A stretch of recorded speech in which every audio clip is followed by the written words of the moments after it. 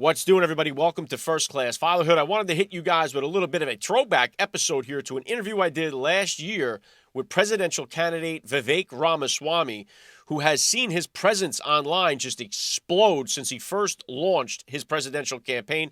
Now, I had him on the podcast here very early on after he launched his campaign. I was not very familiar with him hardly at all when I extended an invitation for him to join me here on the podcast.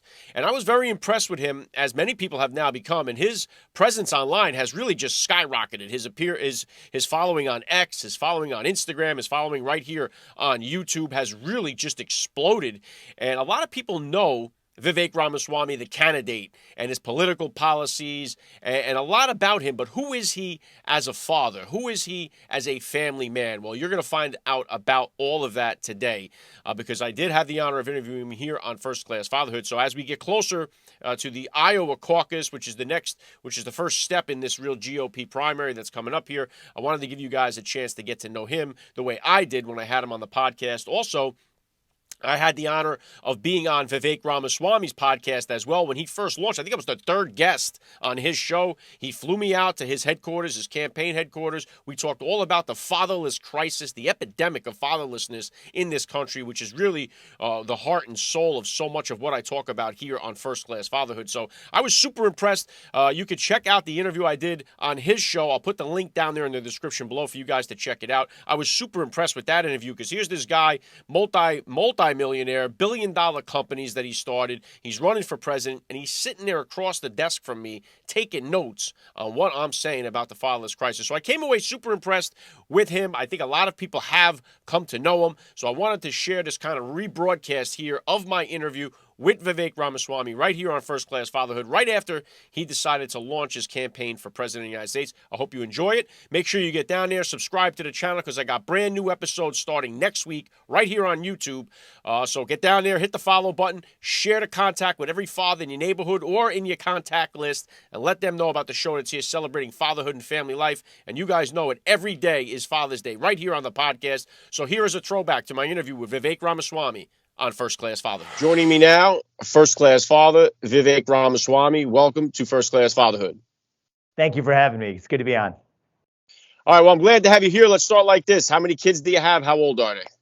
I've got two kids. One is turning 3 this week, and one is 7 months old. And it's been a joy. Yeah, we're blessed. Wow, very cool. What do you got? One and one, boy, son and daughter? What do you got?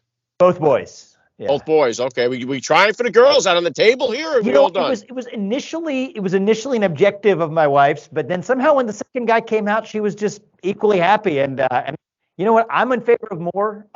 More is merrier, but I think she may have the final say on that one. So we're gonna see. All right. Well, best of luck there. Yeah, we had 3 boys. Finally got the girl on the 4th try, so it took us a few more to get her, but we got her now. So if you could, Vivek, just take a second to hit my listeners with a little bit about your background and what you do. Yeah, sure. So I was, born and raised in Cincinnati, live in Columbus now, but a 15-year detour in the Northeast. Went to college, studied molecular biology, thought I was going to be a scientist. Ended up getting into the world of biotech investing. I did that for 7 years, from 2007 to 2014. That included the 2008 financial crisis, which was a lot of fun, I would say, jokingly, but actually it was actually a great educational experience. I spent 3 of those years at the same time in law school. I kept my job, but I had this itch to study law and political philosophy as a science guy, and so I did that for 3 years. Anyway, that's my educational background, and then I ended up starting a biotech company that I led as CEO for 7 years, from 2014 to 2021. Worked on a number of medicines. 5 of them are FDA-approved products today, something I'm bluntly incredibly proud of. Did that while getting married and beginning to raise my family. I left that job, though, in the early part of 2021, right at the start of the year, to focus on a different kind of cancer, is what I would say. It wasn't the biological cancer. One of the drugs that I worked on is actually an approved drug for prostate cancer today. But it's this different kind of cultural cancer that nobody who came from the worlds that I had been in was actually addressing. And that was this new secular religion that said that your identity is based on your race and the other genetically inherited attributes on the day you were born. And I worried about that. I thought that was going to threaten the dream, the American dream that allowed me to achieve everything I ever had. And so for the last 3 years, I've been intensely focused on addressing this so-called woke culture, the merger of business and politics in the ESG movement and stakeholder capitalism. And I wrote 3 books. 2 of them are published about these issues, both the merger of state and corporate power, as well as some of the cultural challenges with identity politics in America today. 2 of them are out. The 3rd one's coming out later this year.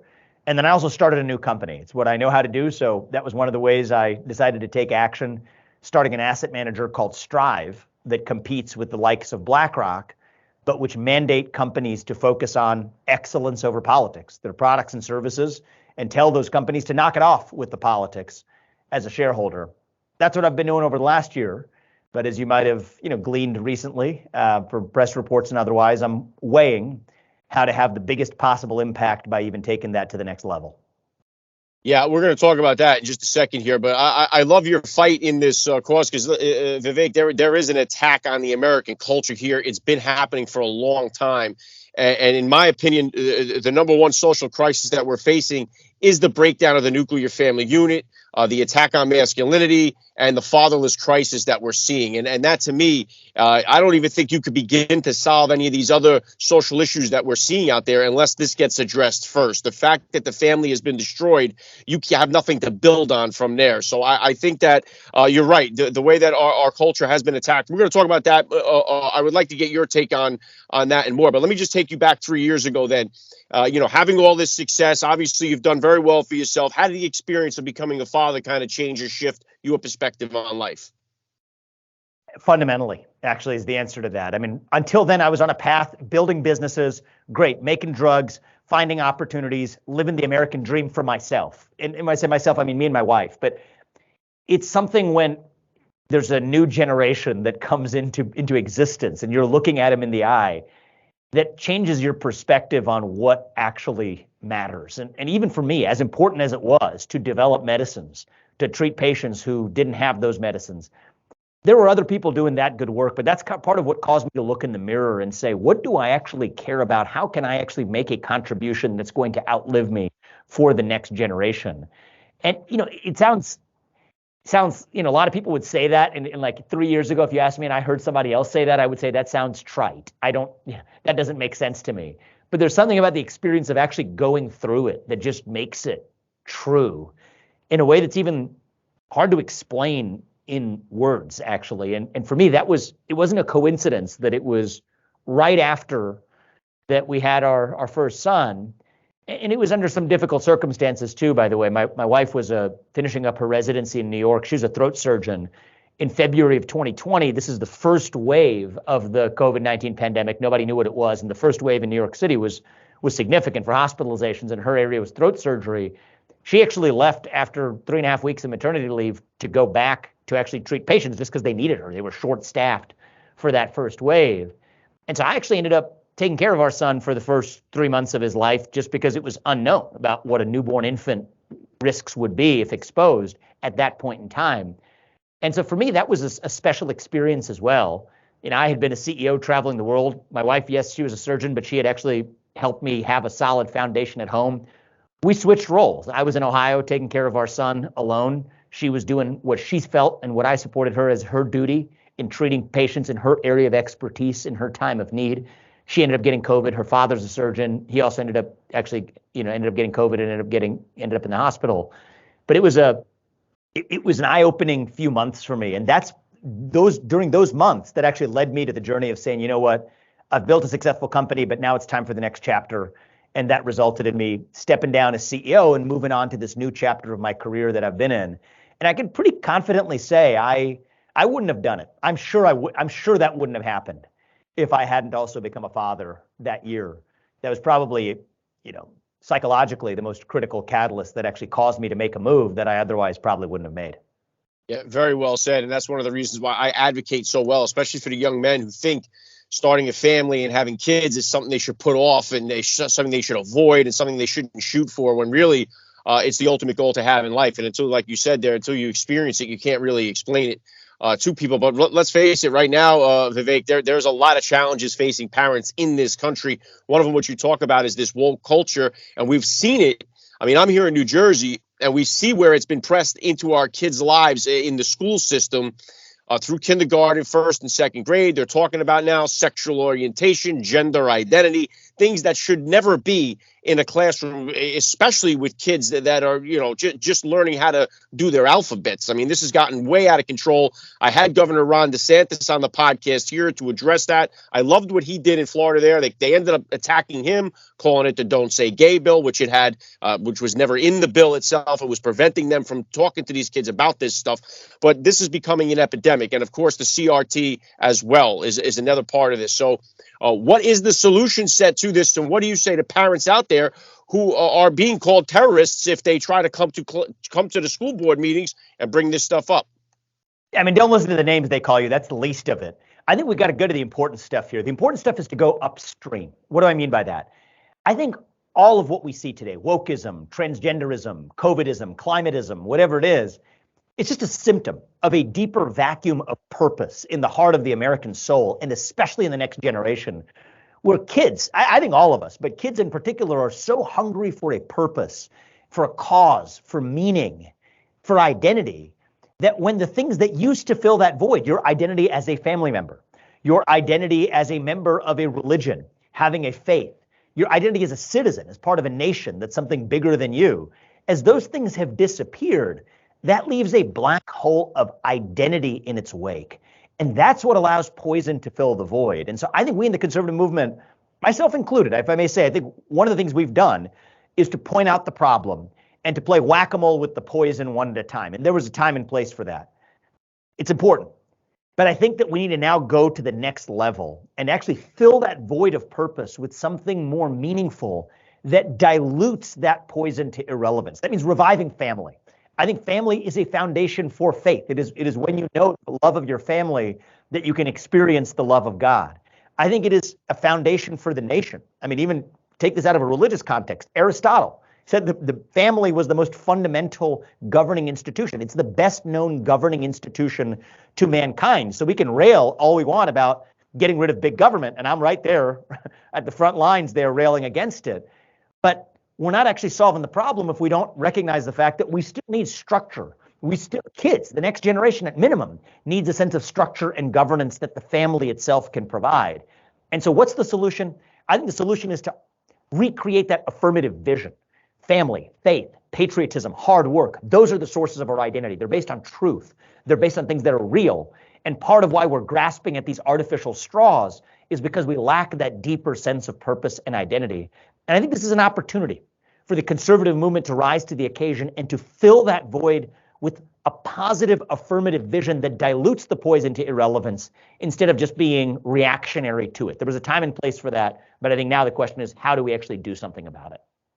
Well said, but I do think that the Democratic side or the liberal side, whatever you want to say, is far better at their messaging system. They are just better at this game of politics, it seems, on so many levels. Now, one thing I get when I talk about this stuff, and I get blasted, I have a lot of conservative dads on the podcast. I try to get as many dads from both sides as I can. I have a more difficult time attracting congressmen, senators from the left, just because this conversation about family, the Democratic messaging seems to be more as such. Children don't necessarily belong to the parents. They belong to the whole community. Whereas that is unheard of in the conservative movement, where the strong family is one of the marquees. Family, faith, and country, God, family, country, is the calling card there. So there's definitely mixed messaging about this. And when you take that family and you break it down, you give the government or the state, you give them direct access, and not to mention the influencers. We have got so many influencers that are just crushing the minds of our young kids, that got them not seeing straight, not believing in any type of real core values, not believing in America and the beauty of what America really is. So we've got people that are really spending a lot of money to get to the minds of our kids. And when the parents are not there, they have free reign at what your kids are thinking. And I think there is a battle for the mind of the youth in this country, and it's playing out in front of us. And as I said before, I think the fatherless crisis of not having that positive male role model is just crippling our country. What's your take on that? I agree with that wholeheartedly. I mean, if I was to give advice to the Democratic Party, and not like they're looking for my advice, but if I'm to give my unsolicited advice anyway, it's to embrace the idea of the family. Make that an area of common ground. I think that'd be politically good for Democrats, but more importantly, it'd be fundamentally good for the country. Even if we're going to disagree on corporate tax rates or about COVID policies, at least we're going to agree about the fundamental governing unit in our society, which is the family itself. And I think that there's, in the name of movements like Black Lives Matter, which calls for the official website for the longest time called for the decimation of the nuclear family structure.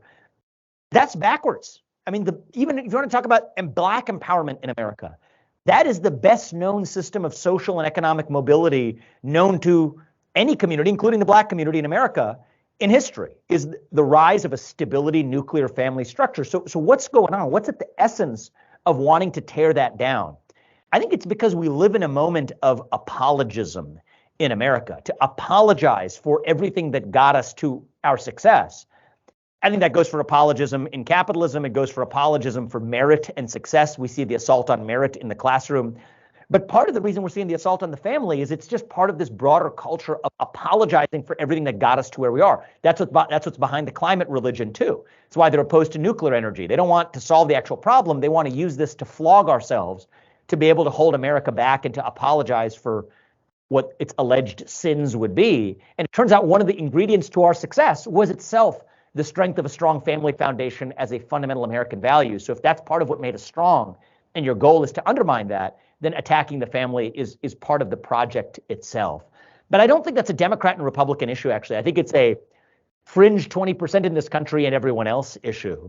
And I think if we can wake up to that reality and stop trying to fit this into a partisan boundary, I think, and make this even an issue in the upcoming, let's say, political cycle, I think it could be the ingredient for the beginning of a landslide election, where what you discover is most people in this country, even if they disagree about the details of some policy, are on board for that basic vision of where we derive our identity. And family is a fundamental part of that.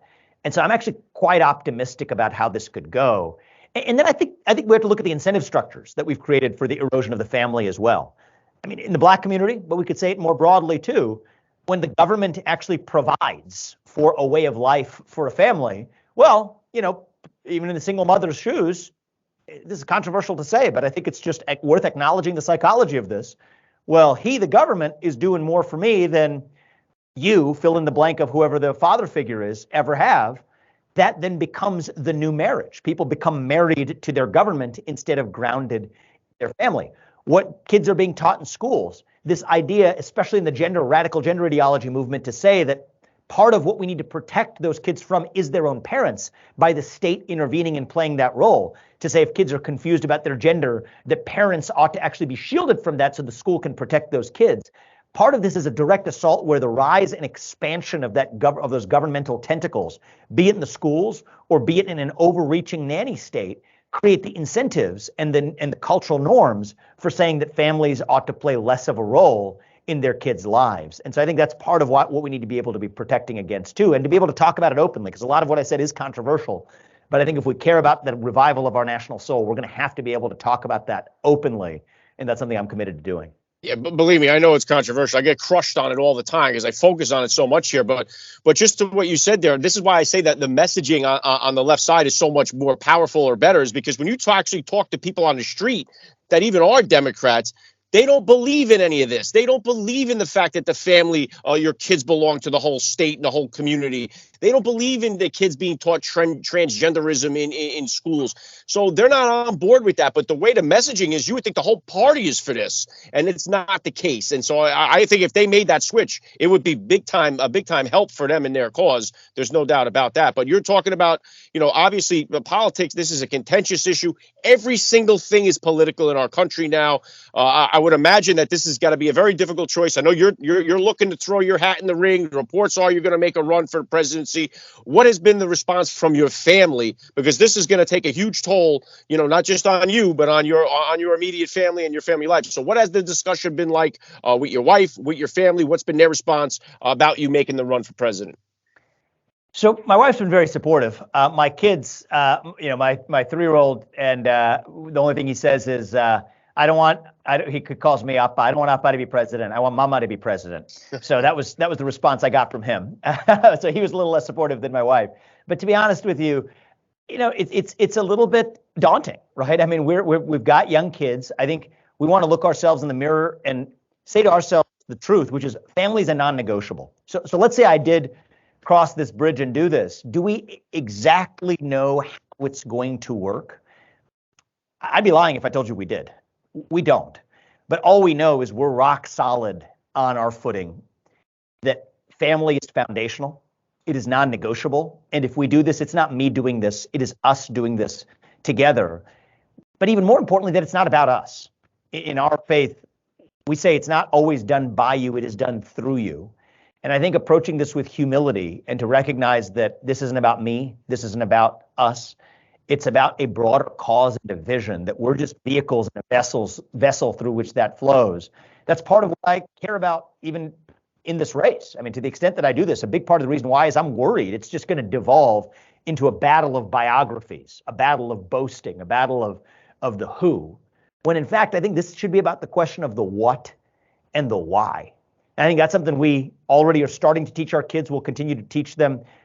Ask the question of the why. Don't just go through the motions. Understand your purpose as a human being, as an older brother, in the case of my first son, as a citizen of this nation. Understand your sense of purpose. And I think we got to say that even if we're looking for a position of national leadership. Ask yourself about what it is you stand for, why it is you're doing it. And then as a party and as a movement, as a conservative movement, as a country, if we do that, the question of the who will automatically fall out of that. So I'm less focused if I do this on boasting about myself or criticizing the next guy. That's boring. It doesn't track the essence of why we're doing this. I want to define an agenda, why that's the agenda, why those basic rules of the road and principles are what we need to revive in our country. And that if I'm the guy to do this, great, that'll be up to the people to decide. And if it's somebody else, the beautiful thing about our country is that's still up to the people to decide. So that's kind of how we've been thinking about it. Yeah, great stuff. Well, listen, you're very well spoken. You seem like you're primed for this type of spot and run. But so I'll ask you this: if I could make you president for a day, there's a lot of issues that need to be addressed in this country. What's your number one issue? What would you do if I made you president for today? Or what do you attack? Where do you go? So I'd focus first on dismantling affirmative action in this country. The president can do that. There's an executive order actually signed by President Lyndon Johnson that no Republican president has rescinded that requires affirmative action in the private sector if you're doing business with the government. I'd say get rid of race-based discrimination in every sphere of American life. I would take aim at this climate religion and abandon it. It is shackling the United States at the expense of the rest of the world.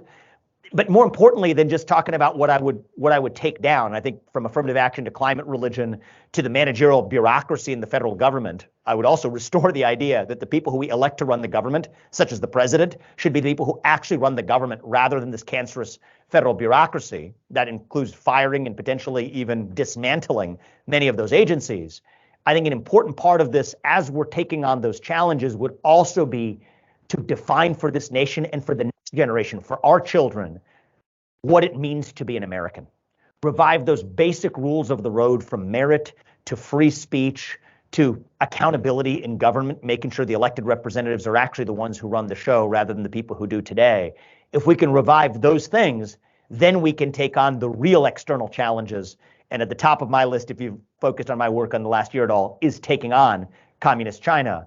It's not going to be easy, but I think we can do it if we rediscover who we really are. So I'm an unapologetic America First conservative. I am. But one of the things I say is we need to go further. To put America first, we need to rediscover what America is. And if I did this, that would be my main mission.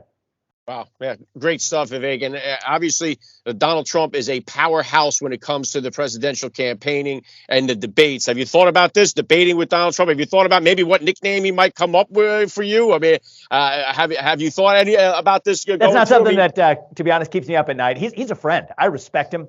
I wouldn't have thought about doing what I'm doing now were it not for what he did as an outsider in 2015 and 2016. I respect it. But the question for me is where we go from here. And the good news in this country is that that's not my decision. That's not his decision.